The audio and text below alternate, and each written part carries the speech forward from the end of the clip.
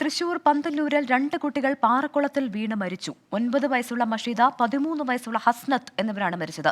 കാൽ കഴുകാൻ കുളത്തിൽ ഇറങ്ങിയപ്പോഴാണ് അപകടത്തിൽപ്പെട്ടത്. സൂരജ് സജി ചേരുന്നുണ്ട് തൃശൂരിൽ നിന്ന്. സൂരജ്, ഈ അപകടമുണ്ടായപ്പോഴാണ് എങ്ങനെയാണ് ഈ അപകടം എന്നാണ് അറിയാൻ കഴിയുന്നത്? പ്രവിത, ഈ കുട്ടികൾ പന്തല്ലൂരിൽ തന്നെ ഒരു വിവാഹ ചടങ്ങിൽ പങ്കെടുക്കാൻ വേണ്ടി എത്തിയതായിരുന്നു. ഈ 2 കുട്ടികളോടൊപ്പം അവരുടെ ഉപ്പയും ഉണ്ടായിരുന്നു. വിവാഹശേഷം ഇവർ ഈ കുളത്തിലേക്ക് എത്തുകയും അവിടെ ഈ കുട്ടികൾ കാല് കഴുകാൻ വേണ്ടി ഇറങ്ങുകയുമായിരുന്നു.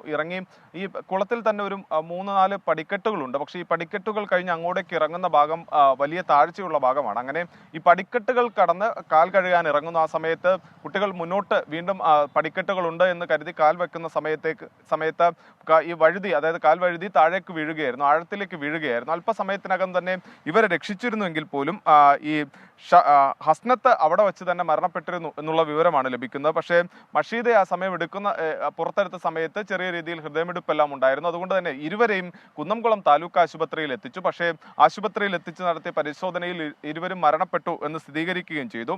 ഇവർ ഈ സമീപത്ത് തന്നെയാണ് ഇവരുടെ വീട് ഉള്ളത്. അതായത് പഴുന്നാന സ്വദേശികളാണ് ഈ മരിച്ച 2 കുട്ടികളും എന്നുള്ളതാണ് പറയുന്നത്. ഫയർഫോഴ്സ് ഉൾപ്പെടെ സ്ഥലത്തെത്തിയിട്ടുണ്ട്. എന്തായാലും കുന്നംകുളം പോലീസും ഇപ്പോൾ തുടർ നടപടികൾ സ്വീകരിച്ചു വരികയാണ്. ശരി, സങ്കടകരമായ റിപ്പോർട്ടാണ് തൃശ്ശൂരിൽ നിന്ന് വരുന്നത്. 2 കുട്ടികൾ കുളത്തിൽ വീണ് മരിച്ചു എന്നുള്ളതാണ്. സൂരജ് സജിയാണ് വിവരങ്ങൾ നൽകിയത്.